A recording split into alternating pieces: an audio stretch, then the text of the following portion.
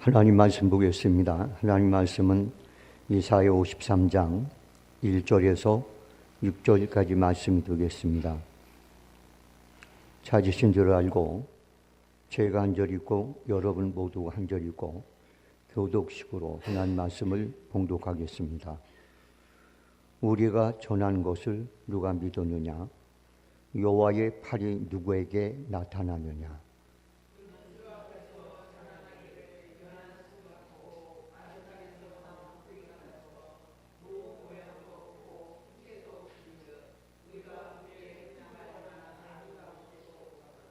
그는 멸시를 받아 사람들에게 버림을 받았으며 강고를 많이 겪었으며 질고를 아는 자라. 마치 사람들이 그에게서 얼굴을 가리는 것 같이 멸시를 당하였고 우리도 그를 귀히 여기지 아니하였도다.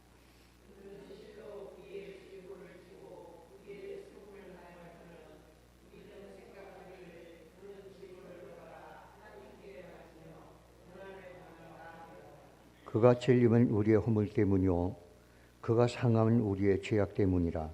그가 징계를 받음으로 우리는 평화를 누리고 그가 채찍에 맞음으로 우리는 나음을 받았도다.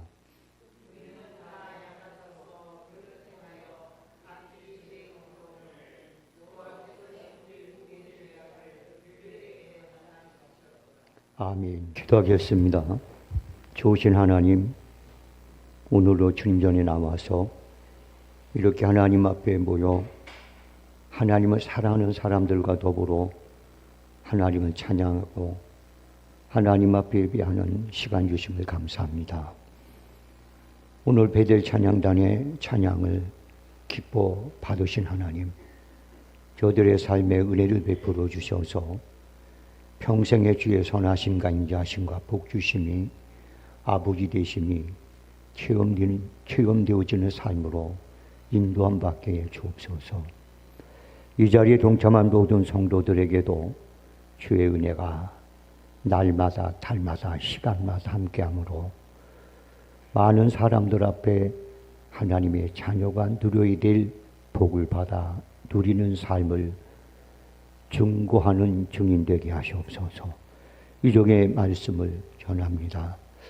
입술에 파수꾼을 세우시고 인도해 주셔서 하나님 말씀을 가장 바르게 전하는 아버지 도구로만 사용해 주시고 성도들에겐 들을 수 있는 기억도 된 마음이 있어서 전하고 듣는 모두에게 하나님께 은혜로 풍성해지는 삶이 되게 하시옵소서. 모든 것 주께 맡기고 예수님의 이름으로 기도합나이다. 아멘. 이사야라는 말은 여호와는 구원하신다라는 그런 뜻을 가지고 있습니다. 이사야 선지자는 예수님께서 이 땅에 오시기 전 약 700년 전 사람이에요.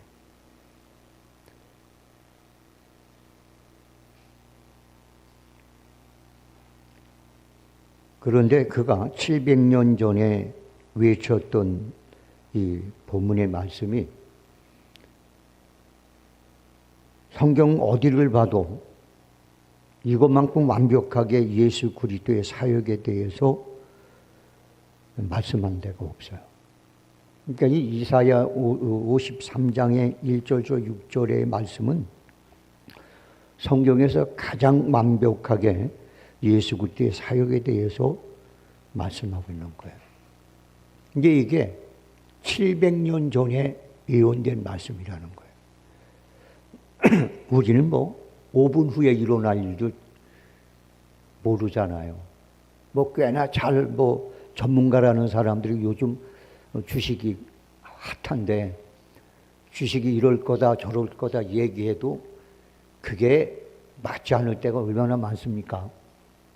그런데 이사야는 700년 전에 있어야 될 일에 대해서 말했는데 정확하게 그게 맞았어요. 그게 이루어졌습니다. 그래서 오늘 저는 다른 말씀은 좀 덮어두고 오늘 고난주간을 맞이해서 700년 예수님이 오시기 전 700년에 예언했던 이사야의 말씀 예언의 말씀을 가지고 한번 말씀을 나누려고 그래요.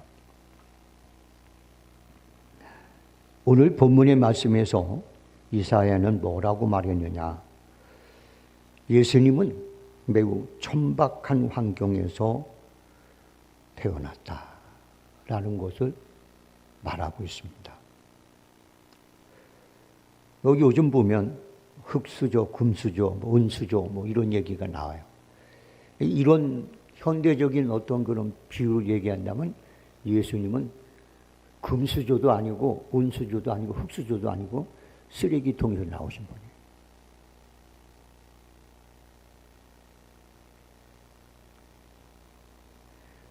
요즘 우리는 예수님에 대한 그림, 영화 이런 걸 봐요. 이거 여러분들 이미 예수님의 은혜를 아는 사람들, 예수님의 은혜를 알고 기념하려고 하는 그런 사람들에 의해서 예수님이 과장돼서 나온 거예요. 예수님의 얼굴이 얼마나 멋있어요. 머리도 길고 수염도 적당하고 키도 훌쭉하고 얼마나 멋있게 나옵니까? 그래서 예수님의 모습을 보면 웬만큼 생겨가지고는 생겼다고 말도 못해요. 그런데 실상 어떤 신령한 분들이 예수님의 얼굴을 보고 왔는데 전혀 다르다는 거예요. 예수님의 얼굴은 못나긴 못난, 못생긴 얼굴들이라는 거예요.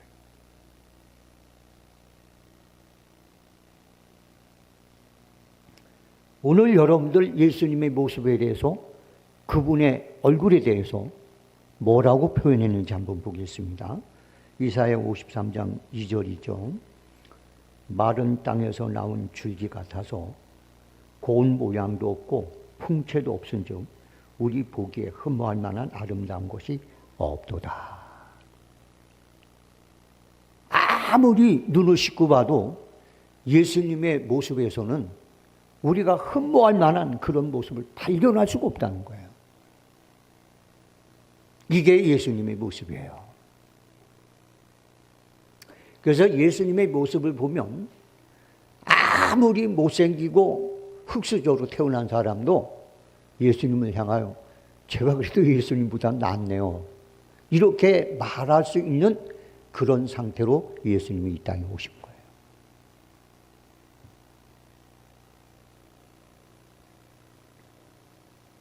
여러분, 바짝 메마른 땅에 누렇게 타서 시들고 오므라진 모습으로 주인에게 죽을래면 죽고 말래면 말라고 이렇게 버려진 그런 채소 쪼가리 본 적 있습니까? 그게 바로 예수님의 모습입니다. 이런 모습을 갖고 우리의 모든 것을 대선해 주기 위해서 주님은 이 땅에 오셨습니다. 예수님이 태어날 때부터 생김새나 출신, 직업이나 배경 모든 사람들에게 관심 다 멀리 떨어져 있는 그런 모습으로 오셨습니다. 태어날 때로 있을 것이 없어서 말구유에서 태어나셨죠. 빌립의 전도를 받을 때 예수님의 고향이 나사렛이라는 말을 듣고 나다나엘이 말한 말이 있어요. 나사렛에서 무슨 선한 것이 나오겠냐. 그러니까 예수님이 태어나서 자란 그 고향도 그 당시에 유대 지역에서 봤을 때는 아주 빈민들, 천민들, 지질이 금상들이 살아가는 그런 곳에서 태어난, 그런 곳에서 자랐어요. 그러니까 예수님을 전도할 때 그분이 나사렛에서 태어나신 분이야. 그러니까 나다나엘이라는 사람은 정직한 사람이에요. 주님이 얘기했잖아요. 너에겐 간사함이 없다. 정직한 사람이에요. 하는 얘기가, 아니 지금 무슨 말을 하냐. 나사렛은 무슨 선한 곳이 나겠냐. 거기서 그 동네 자체가 그런 동네가 아니야 라고 말을 했다는 거예요. 예수님이 그런 데서 태어났어요. 그런 데서 자라났어요.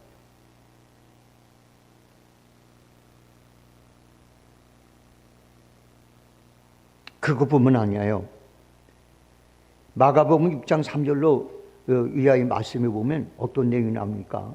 예수님께서 복음을 전하러 당신의 고향으로 갔거든요. 그런데 그 동네 사람들이 예수님의 가족 얘기를 하는 거야. 그 동생도 우리하고 있고, 그 누구도 있고, 우리하고 다 같이 있잖냐. 그러면서 예수님이 태어났던 가족의 배경이나 모든 걸 다 알고 있는 나사렛 사람들조차도 예수님의 태생과 배경을 보고 무시를 해버렸어요. 그러면서 예수님을 배척했어요. 그러니까 우리가 생각하고 있는 예수님의 이 땅에 오신 그 삶, 그리고 그 예수님의 모습, 그 배경은요, 이 세상에 천하디 천하고 배척받고 동네 사람조차도 우습게 생각하는 그런 여름 배경 속에서 예수님이 이 땅에 오신 거예요.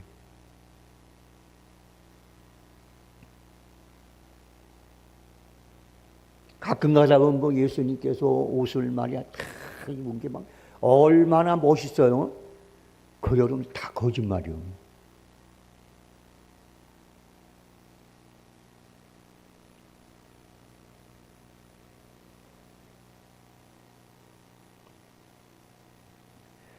바울은 이런 주님의 모습을 빌립보서 2장 6절 8절에서 이렇게 증언합니다.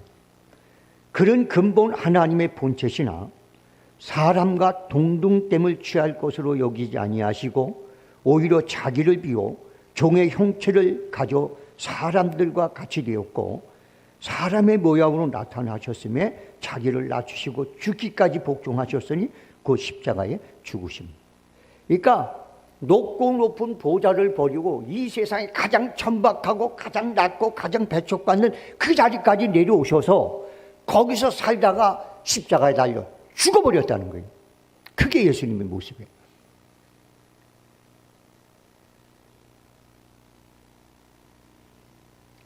그럼 왜 예수님께서 이래야만 됐을까요? 사도 바울은 그 이유를 고린도후서 8장 9절에서 이렇게 기록합니다. 우리 주 예수 그리스도의 은혜를 너희가 알거니와 부요하신 자로서 너희를 위하여 가난하게 되심은 그의 가난함을 인하여 너희로 부요하게 하랍니다.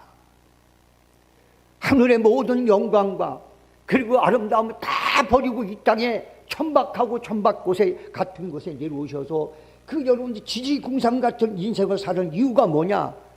당신을 믿는 사람들이 그렇게 살지 않기 위해서 부유하게 만들기 위해서 그렇게 하셨다는 거예요.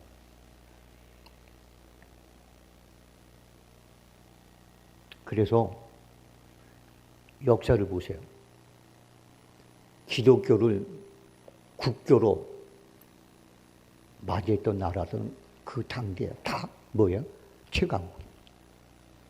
로마가 예수 그리스도 기독교를 국교로 딱 받아들인 순간이 세계 최강이었어요. 그게 여러분 독일로 넘어왔죠. 그리고 독일에서 영국으로 갔죠. 영국에서 미국으로 갔죠. 그 다음 미국에서 대한민국으로 왔어요. 근데 우리나라는 너무 빨리 끝나는 것 같아요. 그래서 우리나라의 여러분들 기독교가 가장 여러분들 왕성할 때가 언제입니까? 70년대, 80년대. 그때 우리나라 경제 기반이 탄탄했을 거예요.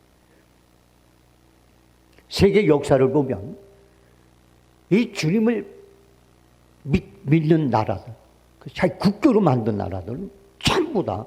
그러니까 여러분들 보세요. 영국 같은 건 태양이 지지 않는 나라예요. 왜 그랬어요, 여러분들? 영국은 전 세계를 다니면서 이게 식민지를 만들어놨어요. 여기도 영국 땅, 저기 영국 땅이에요. 그러니까 해가 안 져. 해가 이렇게 벌써 여기는 지는데 여기 영국 땅이 또 해가 또 뜨는 거예요. 그러니까 영국을 가리켜서 해가 지지 않는 나라다. 그렇게까지 말한 거예요.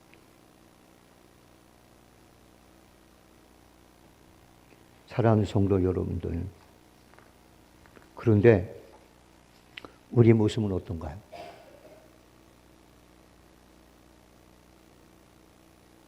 뭔가 문제가 있다 싶지 않으세요? 오늘 여러분들이 말씀을 통해서 그런 부분들을 해소하시고 여러분 삶이 주님이 원하는 삶으로 회복되는 역사가 있길 주의 이름으로 소원합니다. 두 번째는요, 사람들로부터 멸시를 당하고 귀하게 여김 받지 못했어요. 예수님은 모든 것을 버리시고 우리를 구속하기 위해 속죄양으로 이 땅에 오셨습니다. 그럼에도 불구하고 예수님은 사람들에게 제대로 된 대접을, 영접을 받지 못했어요. 동네 사람들에게 배척을 받았고, 어머니의 형제들에게 미쳤다는 의심을 받았고, 제사장과 유대인들에게, 지도자들에겐 귀신의 왕 바알세불을 잡혔다고, 귀신 들렸다고 그렇게 취급을 받았고, 참나 남자고 사형의 처할자로 치부를 당하셨고, 제자들에겐 버림받았고, 로마 군인들에겐 뺨대시를 맞고 침뱉음을 받으며 결국엔 하나님에게까지도 등돌림을 받았어요. 하나님은요, 예수님을 이 땅의 모든 죄를 예수님에 딱 얹혀놓고 돌아섰어요. 왜냐하면 하나님은 죄를 볼 수가 없는 분이거든요. 예수님 십자가 위에서 죽을 때 이 세상 모든 죄를 다 하나님 여기다 전가시켰거든요. 그러니까 하나님 돌아선 거예요. 죽어야 해결이 되니까 죽을 때까지 돌아서. 그러니까 우리 주님이 하나님을 향하여 말합니다. 아버지요, 어찌 하나를 버리시나이까. 이렇게까지 주님은 모두에게 버림을 받았어요. 왜? 저와 여러분을 살리기 위해서. 저와 여러분이 하나님 앞에 버림받지 않기 위해서, 저와 여러분이 이 세상 사람들 앞에 무시당하지 않기 위해서 우리 주님이 그렇게 오셔 다 지불을 해주신 거예요. 근데 지금 저와 여러분의 모습은 어떤가요?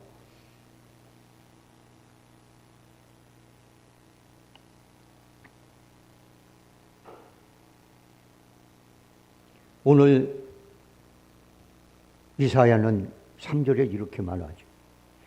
그가 멸시를 받아서 사람에게 실어버린 바 되었으며 강고를 많이 겪었으며 질고를 하는 자라. 마치 사람들에게 얼굴을 가리고 보지 않음을 받은 자 같아서 멸시를 당하였고 우리도 그를 귀히 여기지 아니하였다라고 말하고 있습니다. 예수님의 생애를 표현을 하면 이렇게 표현할 수 있습니다. 모두에게 멸시를 받았고 버림을 받았고 그리고 배반을 당했다.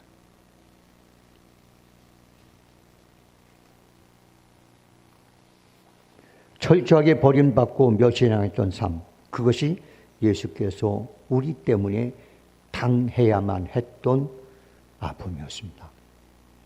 그런데 사람들은 예수님을 십자가의 못을 박아 죽이고 그것이 당연하게 여겼습니다.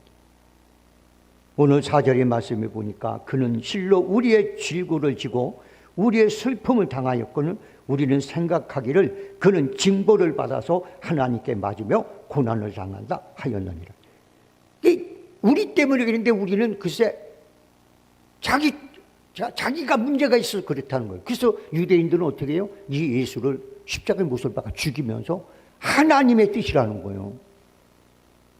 당연하다는 거예요. 그들은 여러분들 자기들이 잘못하고 있다는 생각을 안 했어요. 당연히 십자가의 못을 박아 죽여야 될 사람으로 그렇게까지 취급을 당해요.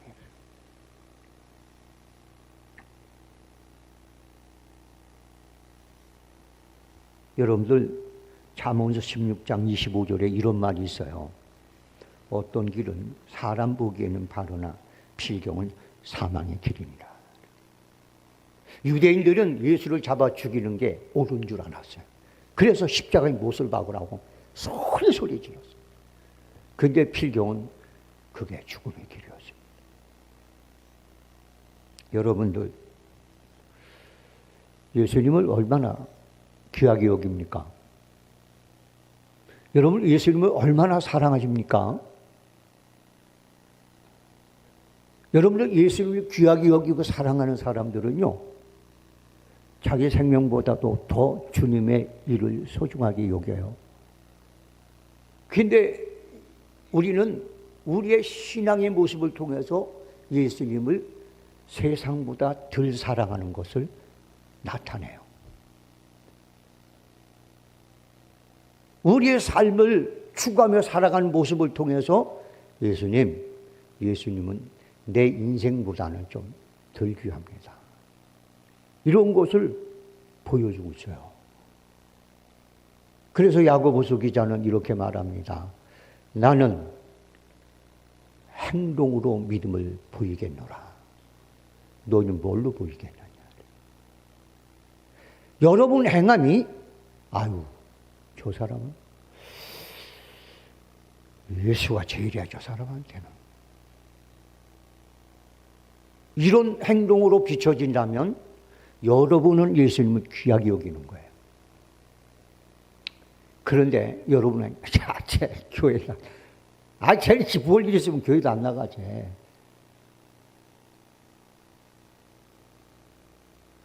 쟤 그냥 성경책을 들고 왔다 갔다 하지 저거 좀 그러면 저거 그냥 먹을 거 다 먹고 쟤 우리하고 똑같아.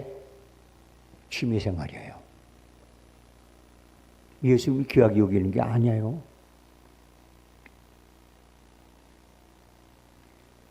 여러분들 진짜 예수님의 대속의 은혜를 믿고 그것을 진짜 사랑했던 분이 있거든요.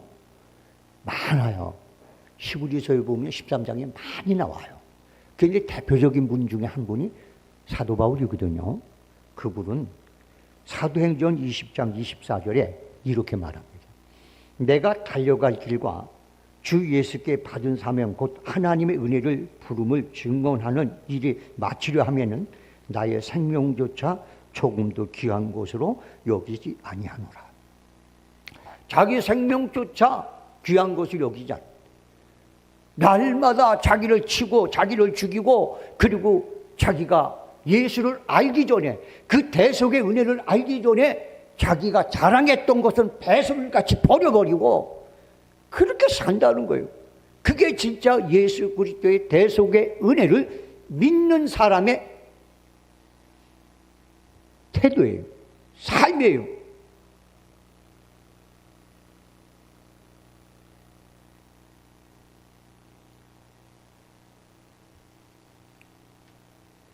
예수님은 십자가의 고통 속에서 운명하시기 마지막 직전에 이런 말씀을 했어요. 예수께서 신포도주를 받으신 후에 가라사대 다 이루었도다 하시고 머리를 숙이고 영혼이 돌아가시다. 요한복음 19장 30절 말씀입니다. 다 이루었도다. 이게 뭐예요? 이건 말입니다. 우리가 신앙생활을 해가면서 예수 그리스도를 대속의 은혜를 믿는 그런 믿음 생활을 하는 사람들에게는 사람이어서 할 수 있는 것은 다 했다는 얘기예요.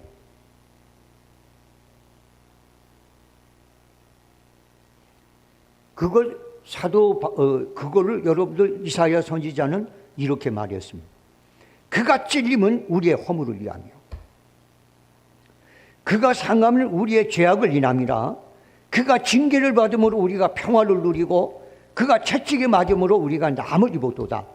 우리는 다 양 같아서 그릇 행하여 각기 제 길로 갔거늘 여호와께서 우리의 죄악을 그에게 담당시켰도다.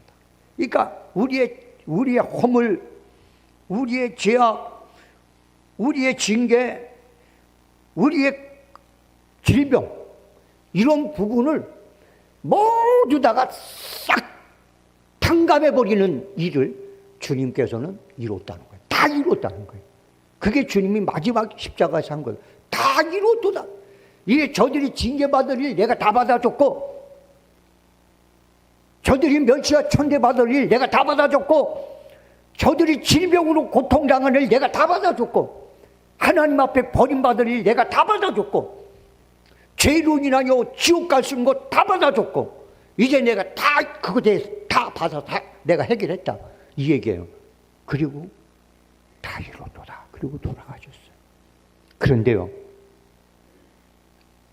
우리는 왜 이렇죠? 왜 이래요, 여러분들? 왜 우리는 지금 이러냔 말이에요. 오늘 여러분들 1절의 말씀 한번 읽어볼까요? 1절의 말씀 53장 1절 다 읽습니다. 시작.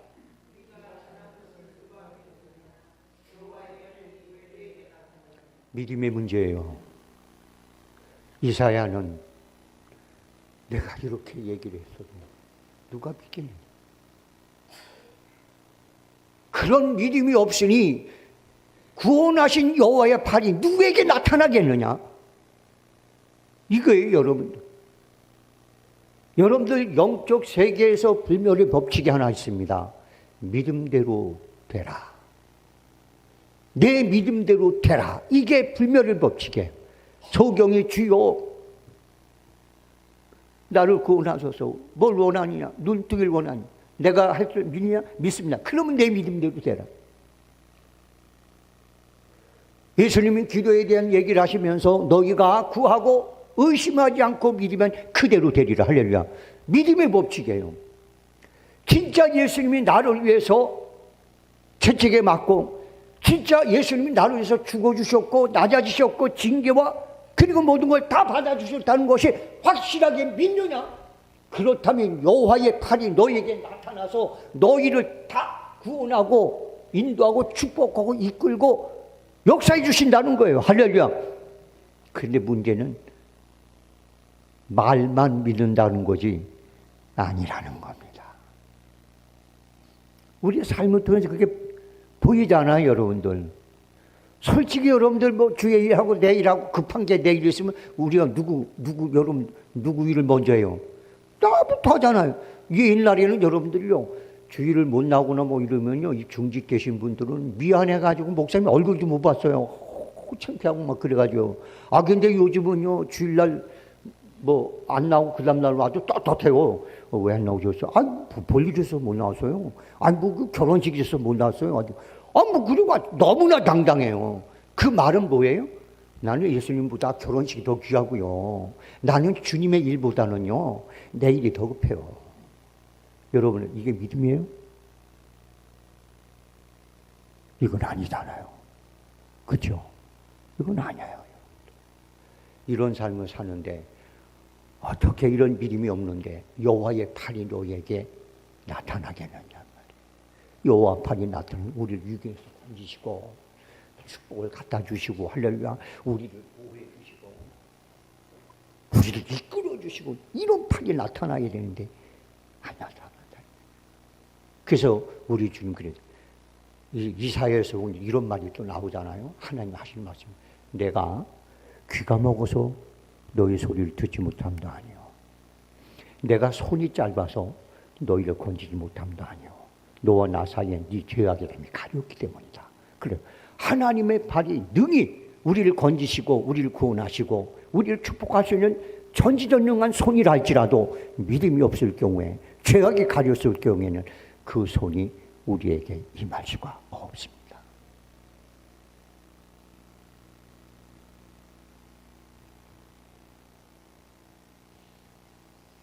성도 여러분들, 우리가 믿지 못하면 하나님의 구원의 팔을 경험할 수가 없어요. 하나님께서 예수님을 통해 이루신 모든 구원의 역사는 우리가 그 사역을 믿을 때만 우리의 삶 속에서 운동력 있게 역사하는 거예요. 여기 데살로니가 2장 13절 말씀 좀 올려주실래요? 데살로니가 2장 13절. 데살로니가 전서 2장 13절. 자, 한번 읽어보겠습니다. 시작. 이러므로 우리가 하나님께 끊임없이 감사함은 너희가 우리들에게 들은 바 하나님 말씀 받을 때에 사람의 말로 받지 아니하고 하나님 말씀 받음이니 진실로 그러하도다. 이 말씀이 또한 너희 믿는 자 가운데서 역사하느니라. 믿는 자 가운데서 역사하는 거예요. 똑같은 말씀을 들었다 할지라도 그 말씀을 믿을 때만이 그 말씀이 여러분 삶 속에서 역사하는 거예요. 할렐루야. 그런데 우리는 지식으로 듣고 말잖아요. 그냥 우리는 스쳐가는 소리 듣고 말잖아요. 제가 이렇게 목회를 하다 보면 뭐 저도 똑같잖아요. 성지머리 들어오고 그렇잖아요. 그 어떤 때는 성지머리 들어와가지고 막 그런데 되게 죄를 질 때 어떻게 죄를 짓냐면 말씀이 생각이 안 날 때 죄를 짓는 거예요. 근데 막 화가 나가지고 그래 오늘 이놈 인간 내가 오늘 가서 본때를 보여줄 때 시기 떼고 가는데 그런데 글쎄 그게 나는 옳은 분노거든요. 근데 말씀에 마음속에서 분노는 하나님의 일을 이루지 못하느니라 하는 말씀이 내 속에서 딱 드러나가지고 나를 딱 잡으니까 돌아섰어요. 되게 말씀이 내 속에서 살아서 움직이면 내 모든 행동거지가 바꿔지더라고요. 할렐루야. 근데 이게 생각이 안 나는 거예요. 그러니까 그냥 가서 그냥 내 인격대로, 내 성질대로, 내 멋대로 그냥 해버리고 마는 거예요. 말씀이 내 속에서 믿어서 역사하기 시작하면 그 말씀이 우리를 하나님의 능력으로 이끌어가는 거예요. 할렐루야. 근데 우리는 믿음이 없어요. 옛날에 그런 말을 하더라고요. 전 이해가 안 갔는데 처음에 이게 치매에 걸리면요 밥을 먹어도 그게 기억이 안 난대요. 그래서 맨날 뭐라고 했냐면 2년이 나 밥 안 준다고. 맨날 밥을 줘도 2년이 밥 안 준다고 맨날 그런데요. 심지어는 배에서 문제가 생겨도 그냥 계속 꾸역꾸역 먹으면서도 배고프다고 그런데요. 이게 치매 걸린 사람의 특징이에요. 믿음도 없는데 믿음 있는 것처럼 생각하는 건 영적인 치매가 걸린 거예요. 그런데 우리 그렇게 살잖아요. 믿음은 개털도 없으면서 마치 자기는 믿음으로 사는 것처럼 그렇게 우리는 싹 가면을 하고 살잖아요. 얼마나 여러분 하나님 보기에 가증한 거예요. 차라리 이름은 좋을 거예요. 주여 내가 믿음이 없나이다. 믿음 없음을 도와주옵소서. 차라리 이렇게 기도하면요 하나님은요 그 이 간질 걸린 그 아버지를 불쌍히 여겼듯이 우리를 불쌍히 여겨서 우리의 기도에 혹 응답하실지 모르겠습니다. 그런데 우리는 진짜 믿음이랑 개털도 없으면서 그래서 마치 믿음 있는 거냐 그렇게 뻔뻔스럽게 신앙생활 하지 않아요. 너무 가슴이 아프고 너무 안타까워요. 저 역시 그럴 때가 많아요. 오늘 저는 이 고난주간을 맞이해서 한번 이런 질문을 하고 싶어요. 정말 예수님이 당신을 위해서 지불해 주시고 고통당해 주시고 그 모든 걸 진짜 믿습니까? 진짜예요? 한번 제가 질문하고 싶어요. 그러면 진짜 그런 걸 믿는 사람들은 어떻게 사는지 여러분들 말씀 한번 보고 말씀을 마치려고 하겠습니다.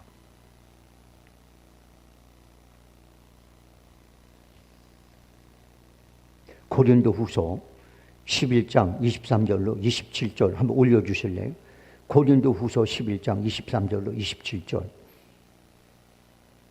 자, 한번 예수 그리스도의 대속의 은혜가 너무너무 좋아서 그래서 자기의 옛날 자랑거리 다 배설물같이 버리고 평생을 주를 위해서 살았던 그분의 고백입니다. 한번 보겠습니다. 읽습니다. 시작. 그들이 그리스도의 일꾼이냐 정신없는 말을 하거니와 나는 더욱 그러하도다. 내가 수고를 넘치도록 하고 옥에 갇히기도 더 많이 하고 매도 수없이 맞고 여러 번 죽을 뻔하였으니 유대인들에게 40에서 하나가만 매를 5번 맞았으며 태장 맞고 1번 돌로 맞고 3번 파손하고 일주야를 깊은 바다에 지냈으며 여러 번 여행하면서 강의 위험과 강도의 위험과 동족의 위험과 이방인의 위험과 시내의 위험과 광야의 위험과 바다의 위험과 거짓 형제 중에 위험을 당하고 또 수고하고 애쓰며 여러 번 자지 못하고 줄이며 목마르고 여러 번 굶고 춥고 헐벗었노라. 이게 진정 예수 그리스도의 대속의 은혜를 믿는 사람이 살아가는 삶의 모습입니다. 여러분은 어때요?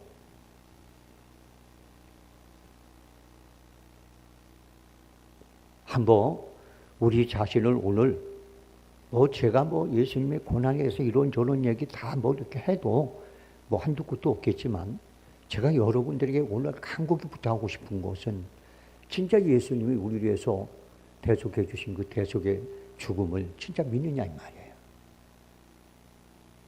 그렇다면 그 믿음에 대한 열매가 나와야 되는데, 그 열매는 대표적인 사람이 사도 바울이에요. 예수를 모를 때는 예수를 비박하고 박해했던 사람 아니에요. 근데 예수를 영접하고 난 다음에 예수의 대속의 은혜를 알고 안다면 자기가 자랑했던 거 다 버리고 예수를 위해서 내가 죽으면 죽으려고 사는 분 아니에요. 이런 분이야말로 이렇게 말합니다. 잘 들으세요. 내가 너희 보기에는 없는 것 같이 다 가졌잖아.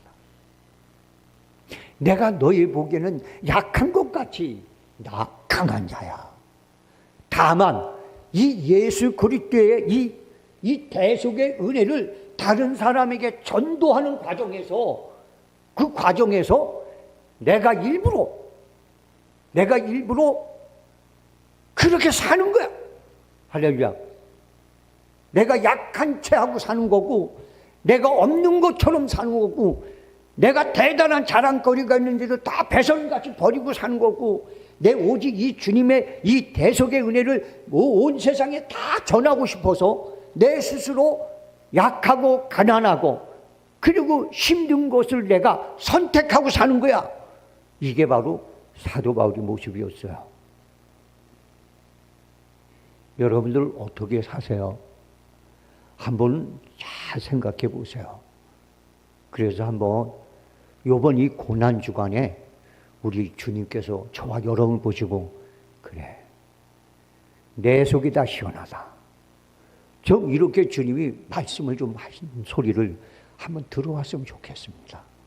여러분들 그냥 매일마다 그냥 건성으로 예수 믿고, 그냥 꼭 어떻게 보면 취미생활처럼 믿고, 그냥 다 그런데 이렇게 믿지 말고, 정말 하나님과 나 사이에 1대1로 딱 자기를 세워놓고, 한번 내가 진짜 주님이 나를 위해서 죽어주신 거에 대해서 내가 믿느냐, 내 질병을 낫게 하기 위해서 채찍에 죽도록 맞은 거 내가 믿느냐, 정말 나 때문에 낮아지고 배척당하고 중상모략당하고 멸시와 배척을 당한 그 예수님을 내가 진짜 믿느냐, 그렇다면 내가 그분을 위해서 무엇을 희생한들, 무엇을 여러분 양보한들 뭐가 아깝겠습니까? 사도 바울은 생명조차도 아깝지 않다고 말하잖아요. 할렐루야. 그런데 우리 주님은 그런 사람을 눈동자같이 지킨다는 거예요. 할렐루야. 그런 사람을 하나님은 당신의 의로운 오른손을 벌려서 잡아주시고 이끌어주시고 채워주신다는 거예요. 성도 여러분들, 오늘 그런 정말 하나님 보시기에 귀하고 아름다운 신앙의 고백, 결단이 있어지기를 주의 이름으로 소원합니다. 기도하겠습니다. 하나님 아버지, 고맙습니다. 감사합니다. 세상에서 가장 미련한 자, 세상에서 가장 아버지 하는 불충한 자가 자기가 받은 은혜를 귀한 줄로 모르고 살아가는, 은혜 값줄을 모르고 살아가는 사람들의 모습이라고 성경은 말하고 있습니다. 하나님, 정말 우리가 주님이 나를 위해서 죽어주시고 낮아지시고 그리고 박해와 핍박과 징계를 받으시고 배척을 당하시고 죽음을 당했다는 것이 진짜로 믿어진다면 우리는 그 은혜를 갚아야 됩니다. 그 갚는 과정에서 우리는 고난도 따르게 되고, 때로는 아버지 하나님 다른 사람에게 업신여김을 받을 수도 있습니다. 그런 하나님, 그게 무슨 하나님의 은혜를 갚는 데 대수가 되겠습니까?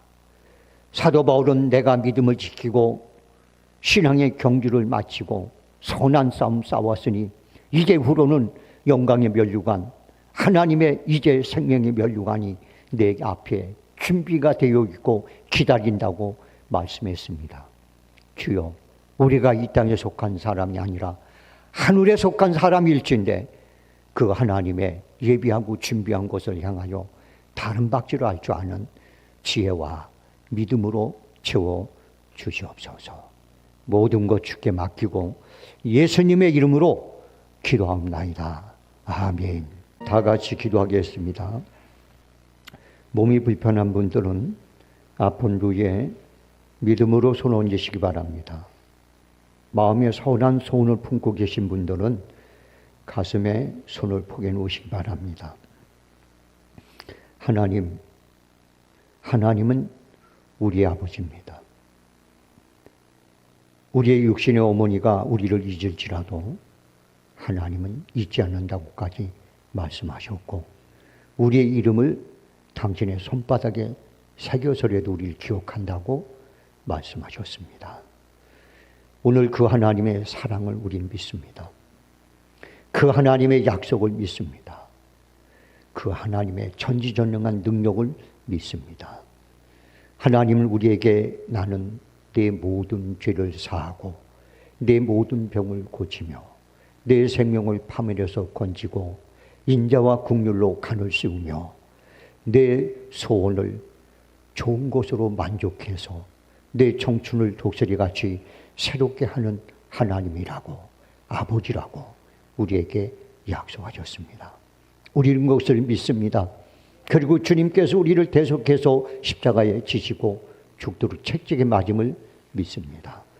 오늘 시간 그것을 믿고 손을 얹은 성도들에게 주께서 하나님이 약속의 하나님임을 나타내서 영광받아 주시옵소서. 내가 예수의 면허리 성도들을 고통스럽게 하고 질병을 갖다 주며 약하게 만들고 소원을 가로막는 어둠의 권세들아, 예수의 이름으로 결박을 받고 빠져나갈지어다. 그리고 약한 것은 강해지고 상한 것은 재생되며 고통의 원인이 빠져나가며 소원들이 성취되는 역사가 일어날지어다. 예수의 면허니 저주야 떠나갈지어다. 질병아 사라져라. 그리고 더럽고 악한 영들, 손을 가로막는 것들은 떠나갈지어다. 지금은 우리 주 예수 그리스도의 은혜와 하나님 아버지 극진하신 사랑과 성령님의 감동, 교통, 역사, 내주인도하심이 오늘 이 자리에 모인 성도들과 그들의 가족과 하는 사업과 직장과 심지어 더불어 이웃하며 살아가는 사람들과 이 나라와 이 민족과 온 땅 위에 지금서부터 영원토록 함께 있을지어다. 아멘.